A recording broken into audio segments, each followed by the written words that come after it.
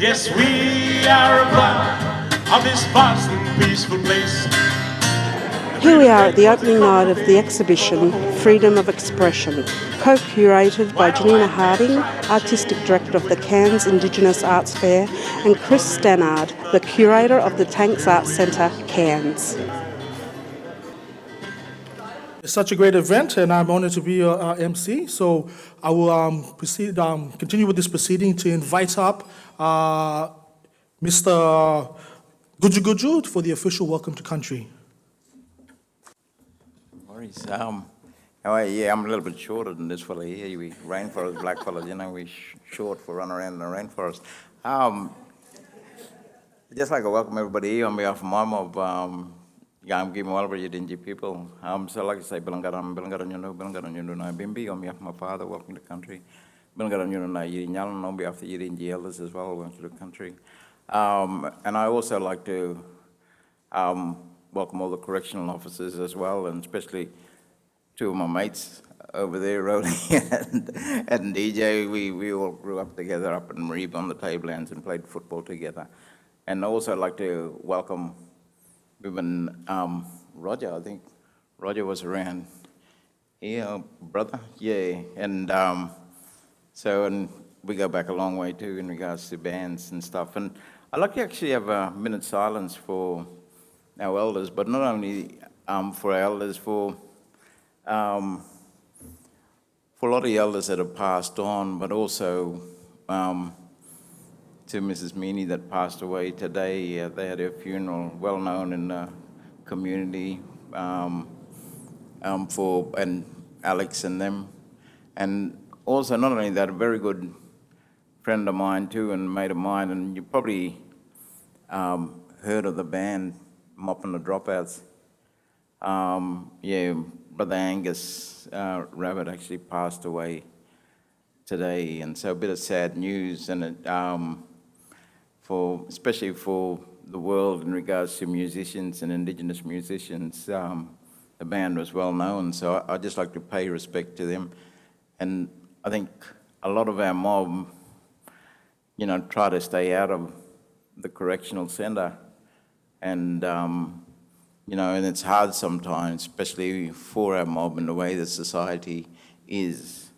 But I see in some of these arty, and I'm thinking, damn man, maybe I should go in there to learn how to do the art. Now, my father's pretty deadly, like really deadly art. And, congratulations to all the artists as well, and I suppose it's a part of keeping your culture going in a place where you're held up for a long time and actually can't express yourself or express your culture. And I suppose that's the one way you can do it is through this art. And, thanks to Chris as well from the Tanks Arts Centre, but also to Vanessa and the crew from CIAF as well, especially for this event, because, I know CIAF gets bigger and better every year. So, from our point of view as, traditional custodians from this area, it's great to see that mob can express themselves on our country, and especially show, not just locals, but also visitors, whether that be visitors from Australia or from overseas, coming to see what we can produce as Indigenous people here in Australia. So I'd just like to say, Bilangaran, Malawai, Gurunyi, here. So while we're here, all the good spirits, keep us happy and keep us strong as well. So I just like to say, Garu, and welcome Mawani. But like I was saying before, could we just have a minute's silence for all those old people and also the ones we've lost just of recent times? So thank you.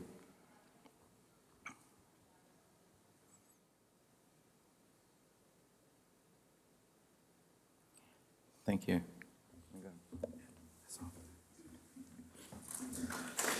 Yes, SO for Guju Guju, please. Thank you once again. Now, I would like to invite up to the microphone the co-creators to talk about this exhibition that you currently see here. So I'd like to invite Ms. Janina Harding and Chris Stannard, please, to come up on stage. Please make them feel welcome. Thanks, Patrick. Thank you, Gudju, for your warm welcome to country. I acknowledge you and all the traditional owners or the traditional custodians on whose land we are gathered on today, your elders, past and present, and all the other First Peoples who have joined us here tonight. Ladies and gentlemen, I'd also like to acknowledge the Tank staff for installing this amazing exhibition, Freedom of Expression, and thank Chris Stannard for agreeing to co-curate with me. He's been an absolute pleasure to work with on this project. And I think just through our experience together in putting all this together, CIAF has really melded a genuine partnership with the Tanks Arts Centre this year and well into the future. Well, here we are tonight. Who cares about blackfellas in prison? I have to say that I do, and I suspect that everyone in this gallery here tonight has some interest in art and the justice system.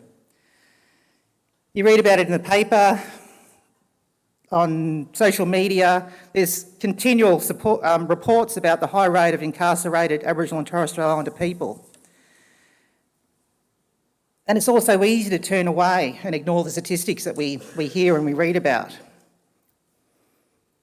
But all too often, as Torres Strait Islander and Aboriginal people, we know or have known someone that has done time. Many of us have visited our relations and friends. And some of us with talent like the performers that you'll see later on tonight, Roger Knox, Buddy Knox and Vic Sims, they've actually made it their business to go inside, to share their music. They go in and they jam, they sing, they connect with the brothers and sisters on the inside. Throughout this journey, Chris and I have been fortunate to be in the position where we can collaborate through CIAF and the Tanks and to give these artists a voice, a platform to show their talent, an opportunity to develop their skills artistically. We were able to connect with inmates through the support of the Department of Queensland Corrective Services. Thank you, Claire. The exhibition involves 4 Queensland Correctional Centres at Mareeba, Rockhampton, Maryborough and Brisbane. The project from the beginning has always been like this two-pronged approach. Firstly, by creating a platform for artists, inmates, to express their culture, to tell their stories and present their journey and ideas to the outside world. And secondly, to bring the issue of the high and increasing rate of Aboriginal and Torres Strait Islander incarceration to a wider audience. Through art, inmates can escape the harsh reality of prison life and restrictions faced on a day-to-day basis. To Aboriginal and Torres Strait Islander inmates, art is a way to connect to culture, to family and stories. It is also a way to express themselves in contemporary times by executing works that tackle certain issues that are important to them on the outside. There's a painting, I think it's over there, where one of the artists is, he talks about the caring of the Great Barrier Reef. And we know here in Cairns that, that's a really important issue for all of us, for Australia and for the rest of the world. When I walked in last week, the works were up. I was totally overwhelmed, not just by the amount of works on display, but by the spiritual connection that I felt almost immediately. I thought to myself that, these artists, their liberty has been taken away, but their identity and spirit shines through each work. There's a work just there. It's titled Anger Management, and it features the Marvel comic image of the Hulk, and claims that even though we are in anger, painting calms the soul. I think all the artists show that they are strong, but they're at peace. And that's what art can do on the inside. There's another work, Freedom, it's a butterfly over there, I think it is. Freedom of the Butterfly. It's got this byline, peaceful, harmless, fragile. And as a viewer, you are instantly transcended into their world. I believe you'll be captivated by the works tonight almost immediately, like I was. You will come away with a new notion and expectation of prison art.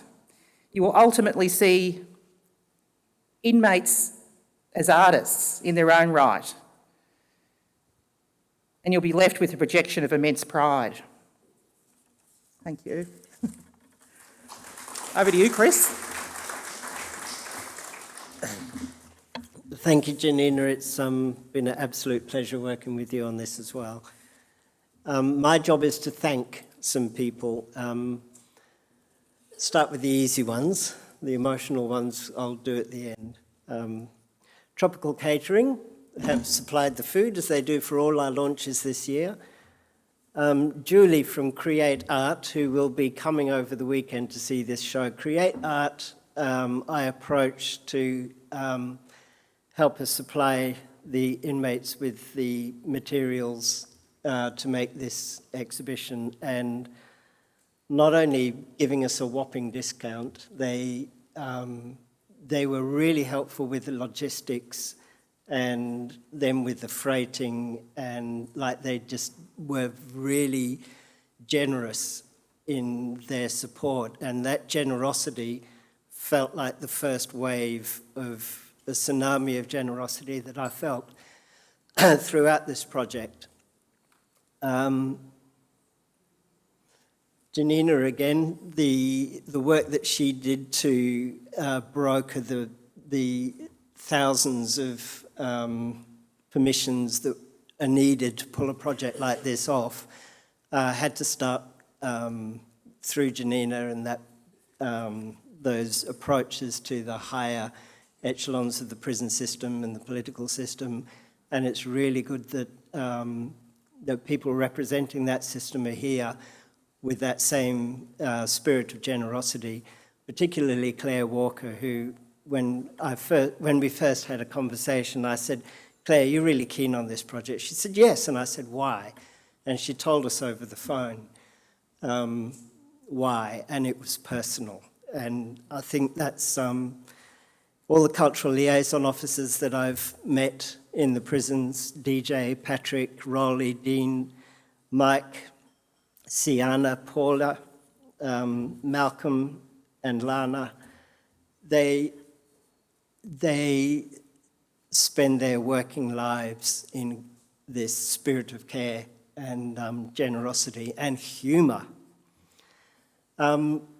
Lastly, I really want to thank the artists who are standing in front of me at the other end of this video camera. Hi, guys. In my first visit inside a prison for this project was in Gatton, and I was shown by one of the inmates the room, the cultural room where they do their work. I was shown the rules for that room that they had written themselves, and they were all about respect and love and art. And I promised that I would respect their rules for the rest of the project, and I asked their permission to take those rules and put them on the wall in the exhibition. So they're here, and that is their voice. That is, and that is something I want to respect. So that's all I have to say. I thank everybody for coming, and please tell other people about this show and ask them to come too.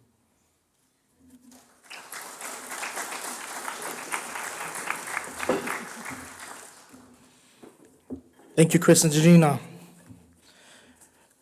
Now I'd like to invite to the microphone to do the official launch, Mr. Michael McFarlane, the General Manager of Lotus Glen Correctional Centre. Please make him feel welcome. Good evening, ladies and gents. You notice I'm a little bit lame tonight, so I'm moving a bit slow. I think it's the weight that I've got to carry in the role that I occupy. But I'll be given the privilege tonight to open the exhibition for the launch. I'm a recent arrival to far north Queensland, and for me it's a bit of a privilege to be able to do this on behalf of the department, and also for all the fellows that have put their art in tonight. Firstly, I'd like to acknowledge the elders past and present, including those present this evening. As a Wadjuk Noongar man, I'm not from this country. I also wanted to acknowledge and thank the traditional owners for allowing me to speak and stand on their homelands tonight. So that's just a courtesy thing for me from being from a different area. But also extend welcome to the dignitaries, invited guests, respected persons, and of course the artists and their works in their various forms. Both those who are here tonight or watching from a distance or behind the camera. Okay, my guys will be watching up on the hill. So, I'd also like to offer a special thanks to all those involved in organising the event. And yes, I'll leave names out because there's a lot of people that are involved in it, but I'll touch on and highlight some of those names for us who made it possible tonight. And you've heard some of them before, Chris, Janina, Claire, members of my own team, the cultural liaison team from the other facilities as well from across the state, and the education staff who have a little bit of a finger in the pie as well in relation to the art. I'll speak from my experience and from what I've gathered in my journey. What I see is every piece of art has a story and every artist has a journey. The journey of the artists that I work with may be a little bit different to the journey of other artists, being that these artists are currently incarcerated. Queensland Correction, as part of its own journey, uses many different programs to address a person's behaviour, and art is an important one of those programs. Art can allow a person time for self-reflection about where they stand in the world and why they've ended up in prison. It also assists with reconnecting with culture, remembering community, remembering family and country. How did I get here? And these things are very important to Indigenous people. And I use the term Indigenous, West Australian people use the term Aboriginal, so I'm trying to cover all the groups together. Art can also allow a person to speak in different ways when other methods aren't suitable. So some people speak through their art, it tells a story. For those people in our care who wish to take the opportunity, and it's all about self-determination, art can allow them to connect with the spiritual side as part of a healing process, to become a better member of society, a better person, and a better neighbour.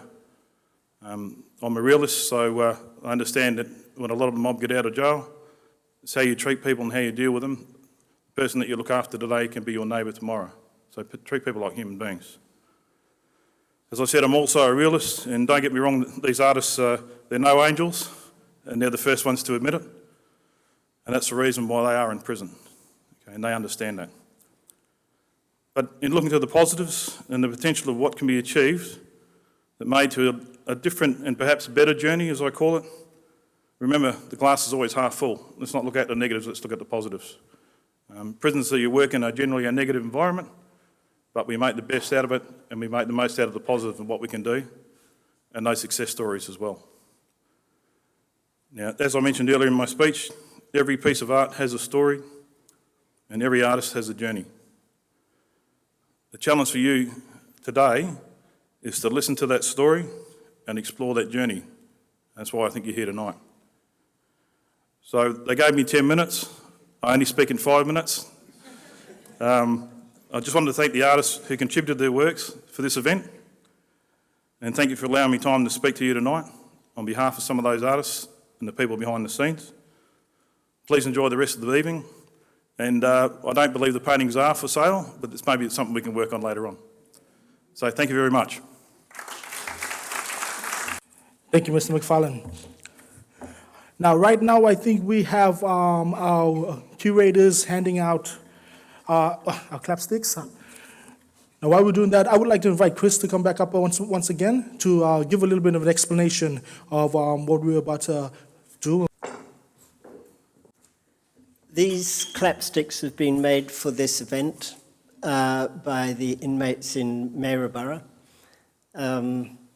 The idea is that we hand them out and you get to keep them, so long as you join us in a round of applause with them at the appropriate moment, and send a sing out to all of those artists who can't be here today. When Janina contacted me and I saw what the freedom of expression was, I was instantly inspired and wanted to be here. Simply because, as I introduced at the start, I am a hip-hop artist, a musician by the name of Mao Power. And I too was once incarcerated as a very young man, and music was the vehicle that allowed me to get through that time and to be able to bring me here to do what I do now. And walking in this room when I saw this art this afternoon, I saw their stories, I heard their stories, heard their cry, and I seen all the connection to their culture and the way that they're searching for their journey. So, yes, so once again for allowing me to be a part of this. So inside you will see there's a little card that comes along with the clapsticks. I'll just read out what it says. The Aboriginal clapsticks are an important part of ceremonial dance and song. They create a beautiful, sharp sound when clapped together. The decorative designs on each one tells its own story. I think it's a beautiful gift. Yeah. All right, ladies and gentlemen, please join me in giving a round of applause to the artists as we open this exhibition.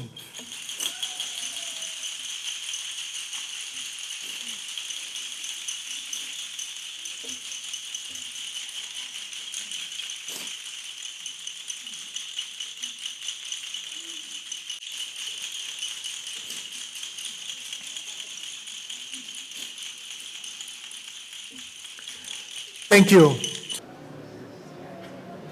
So thank you very much. My name is Vic Sims. I'm a Bidjigal man. That's B-I-D-J-I-G-A-L, and I'm from Botany Bay at a place called La Perouse. I try not to mention La Perouse anymore, and I'm getting away from it because I'm a Bidjigal man, and because the French caused so much havoc around. They say that black history will tell it that they were the perpetrators of the smallpox germ in that area. So I try to call myself a Bidjigal man these days. Tell people we've been there for many, many thousands of years BC. When they question me about my heritage, and they say, why BC? I say before Cook. And we're still there today, folks. And we'll continue there. We're going to do a song. Yeah. And I'm preceding Roger Knox, and he'll be up very shortly. And yeah, so we've got a lot to do prison-wise. I wrote some stuff in prison, but we've been doing stuff like this we did a touring show for 15 years of jails across New South Wales, and we culminated in a trip to Canada and went right through and toured some of the prisons there as well. So what's the song there, bud? Yeah, so this is the Thought of Prison-inspired theme tonight. And it's a song that was sung and written by a man who just recently passed called Merle Haggard. I like to hold my head up and be proud of who I am, but they won't let my story go untold. And I paid the debt I owed them, but they're still not satisfied. Now I'm a branded man out in the cold. When they let me out of prison, I held my head up high, determined I would rise above the shame. But no matter where I roam, black marks follow me. Now I'm branded with a number on my name. Sing with me.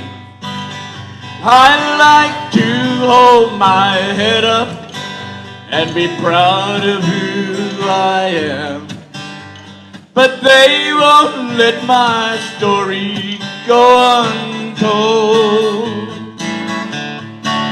And I paid the debt I owed them, but they're still not satisfied. Now I'm a branded man out in the cold. Buddy Knox.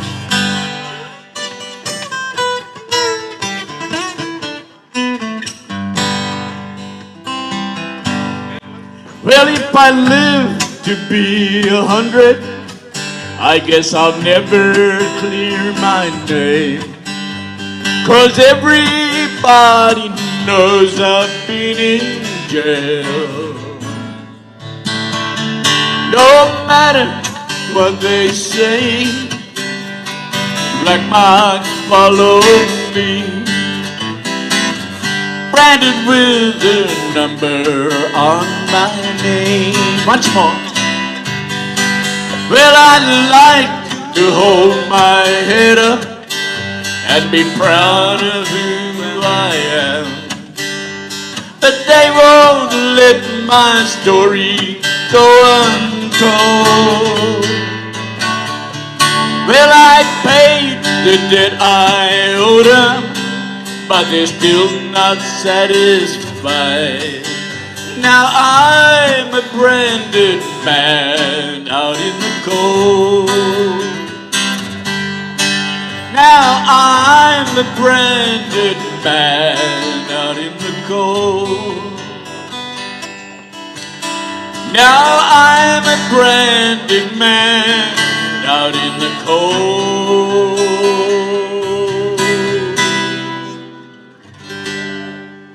Yeah, just a Merle Haggard song. Why I came was I actually had to welcome everybody here on my country, so I did that tonight as a welcome to everybody that came here tonight to see the art, and yeah, it's amazing. But in regards to the artwork, I have seen quite a few art from inside, and only because a couple of my relatives been in and out of jail, so it's sort of, you know, we're kind of, it shouldn't be a word that I'll be using, kind of used to, but you know, we always have some of our family end up in jail and out of jail. But beautiful artwork, yeah.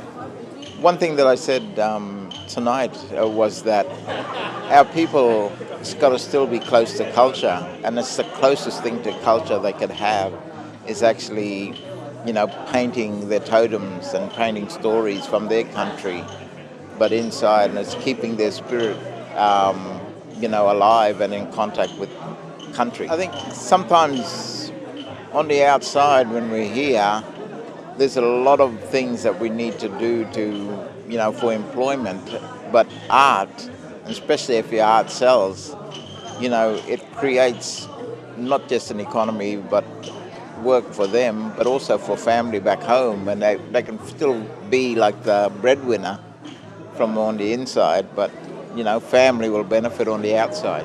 Nah, look, I'm just blown away. It's amazing, you know, like the amount of work and the effort that they put into it. It's beautiful.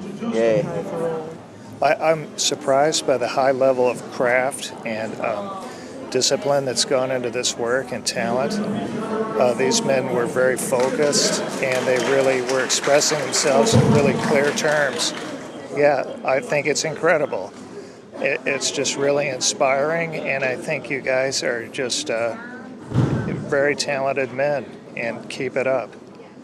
It's very valuable stuff you're doing. Well, I came along because I suppose I'm lucky enough to know and see some of the work that these guys do in prison, and I was really interested to see how it came together, and the artwork is just magnificent, and I think it just shows the talent, the skills and the abilities that so many of them have, and I think that's really special. Absolutely. I think, you know, any time you engage your own creative part, I think it's helpful in terms of healing and thinking and understanding who you are, but I think it's also just shows the depth of skill and ability, and the, you know, the art comes from the soul, and that then says something about the deeper person, and I think it also gives a chance to be able to say, you know, I want to take that out to the world, and on prison doesn't define me, it's a chance to be somewhere else, and then I think to take that outside of jail and into life, I think is such an important opportunity, and to show you look at the quality of the art, it's a great opportunity for many of those guys to be able to take that and meaningfully develop an opportunity to really sell their art in the real world, and I think it's a great chance. I think those people who aren't engaged in the prison system and don't necessarily see, probably look at things from a very different perspective. And I think this opens a door and allows the public to go, well, you know, it's not just what maybe our perception is that, you know, the bad people are locked up. I think it's about saying, well, they're people, and they're people that for a range of reasons things have happened in their life. But this is a chance to, I suppose, for them to show their own feelings, their own emotions, to be able to share that, and it gives the wider population a chance to look at things in a different way and go, wow, there's a greater depth to these people than just perhaps the offences they may have committed. I mean, I'd just like to say, yeah, thanks guys, the opportunity to come and see the artwork, see the work that you men have put together and put into this display is a credit to you. It really shows the depth of ability you've got, and I just want to say thanks very much and congratulations on the work you've done. It's magnificent, and credit to you. Keep up the good work. Hi everybody. I'm glad that you can kind of be here today. Look, I'm really sad because this project is coming to an end, but I want you to know that you've been in this room all the time, and you're going to be here until the end of the exhibition. And, you know, I wish I could come back and say thanks to everybody, but this is the best way I can do that. So thanks, and see you on the outside. All right, well, I'll first tell you that my traditional name is Garkamanda, which means bushfire hawk, and the old people taught me how to feel what was right and what's wrong. And I feel tonight, seeing the police here as well, and people interested in seeing what our people in prison do, it's just made my night. I think it's important because just in researching why people go into prison, a lot of our people are in prison, they've made a new friend, they commit a crime when they are released to go back in because they've missed the friends they've made. And the thing is that this is where mental health is very important, that our people can develop new eyes and see the world in a holistic way. I just want you could be my brother, my nephew, cousin. I just want you to know how absolutely proud I am to see the depth of your work. It's not just a picture, but it's telling me who you are and what you want to be and what you remember in culture. Take care and please come out in a holistic way. I reckon so. With the work we do, especially with some of my family who are inside at Lotus, the removal from family, the removal from their cultural society, their homelands, things like that. And it's very difficult when people live remotely and they come from remote areas for family and that to come and visit. So I think for people to be able to express themselves creatively in painting, they can mentally travel back home. And I think what it does is it's all about meditation. It brings them back. You just have to look at some of the pieces around the room. A lot of pieces look like they could be in a museum in Paris or something like that, but a lot of it is storytelling. And because the paintings are technique-wise, they're brilliant. Materials are obviously, very standard and very good. And you've got, but concept-wise, there's a concept behind each of them. So it's a trifecta when it comes to producing an artwork, which I think is a huge thing. You can certainly read all of that by walking around the room. It doesn't feel like you're in a commercial gallery.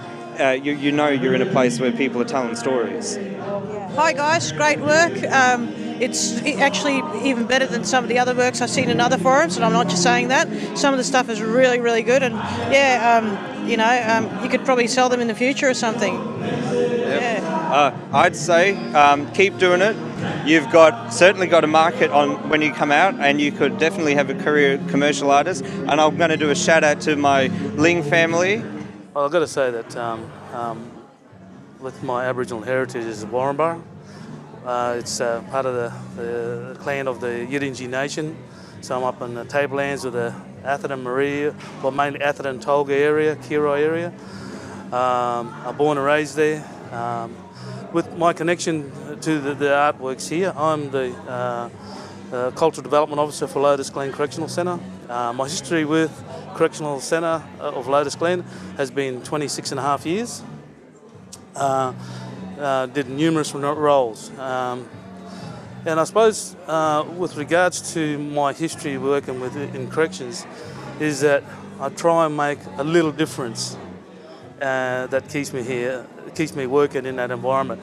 It's been spoken here tonight that correctional environments can be seen as a negative. So my little bit of positive that I can do within that environment hopefully makes a little bit of difference in some of those boys' lives. And hopefully it can be remembered and they may turn a corner one day and hopefully, get out and be a productive, people back in their communities. For sure. I think what we certainly must work on is get their expressions acknowledged and let it come back in this forum where they can see now that they'll see themselves, the paintings, and hope they can look at themselves and say, well, this could be something to look at for them as an employment, as an income. For the time at the moment by the in custody, obviously there's so many protocols and procedures that prevents them, but I think they should look beyond that, so when they do get home, they've got something to work on that they can expand on. And I think there'd be comments from other interviews that would say how wonderful the work and how expressive and how valued they should see themselves as artists. Look, your commitment, your energy, your time that you put in to provide these artworks, and the time frame wasn't very big, and yet you you all produced wonderful works in your own right, and it is acknowledged by the people here. For yourself, that should be a little bit of inspiration, or a whole lot of inspiration to yourselves, and maybe to look at encouraging others that if they've got some talent to share in a further, future exhibitions, certainly go for it and do it, and get the public, the wider public, to appreciate your stories that you're telling through your paintings. I think it's fantastic. I think it gives people an opportunity to express where they're coming from. It's part of their healing. It's been said before, it's part of their journey. And, so often we see a lack of these programs, and we need more of them, because it's really frustrating for a lot of inmates to just be, locked up and nothing there, nothing to actually help with their growth and their journey and their healing. And art is such a positive way of helping people connect with themselves, with their culture and with their community.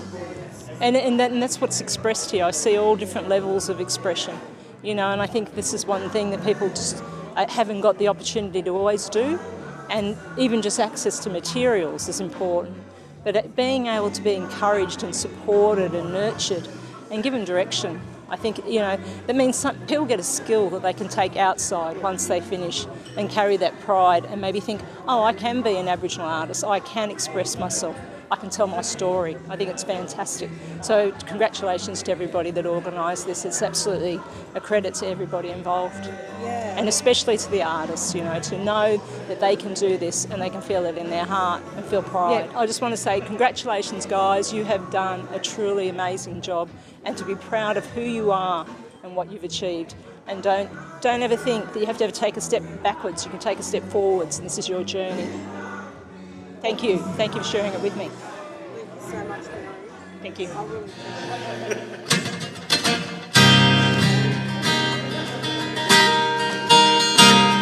Well, I like to think of how the black man used to roam this land.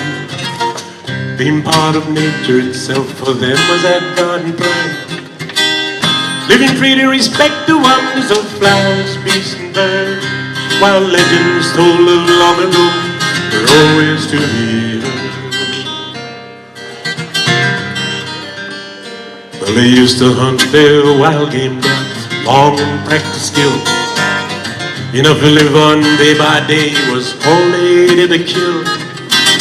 Hunger was an unknown word because not enough to eat. Roasting on the fires you'd find was the possum and the kangaroo meat. Yes, they were a part of this vast and peaceful place. Freedom then was a common thing for the whole Aboriginal race. Why the white man try to change a way of life, it seems, it's because it would not fit into their wayward scheme and dream. Ceremonies then were sacred rites performed by men so proud. They'd imitate the dance of the brotherhood or the way they ran the Indian down. As the droning of the didgeridoo formed the mystic sort of beat, two corroborees danced in colorful style on the decorated rhythmic beat. Yes, they were a part of this vast and peaceful place. The freedom then was a common thing for the whole Aboriginal race. Why the white man tried to change a way of life, it seems, it's because it would not fit into their wayward scheme and dream. They used to hunt their wild game, long and practice skill. Enough to live on day by day was all they'd ever kill. Hunger was an unknown word because there's not enough to eat. Roasting on the fires you'd find was the possum and the kangaroo meat. Yes, they were a part of this vast and peaceful place. A freedom then was a common thing for the whole Aboriginal race. Why the white man tried to change a way of life, it seems, it's because it would not fit into their wayward scheme and dream. Well, it just so happens that we're all a part of this land so large and free. Why can't people realize how the black man wants to be? Maybe we can't walk about the way we used to do, but we like to be on equal terms and believe in democracy too. Yes, they were a part of this vast and peaceful place. Freedom then was the common thing for the whole Aboriginal race. Why the white man tried to change a way of life, it seems, it's because it would not fit into their wayward scheme and dream. Well, the white man, with his gun of education, the land they did collect. And the black man said, you must not take. It was classed as disrespect. And reply with the way, black man you are, standing in the way of a more progressive way to live in a gabba soil.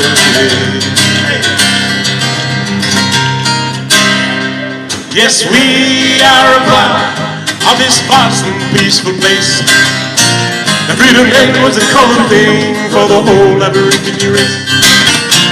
Why the white man tried to change a way of life, it seems, it's because it would not fit into their wayward scheme.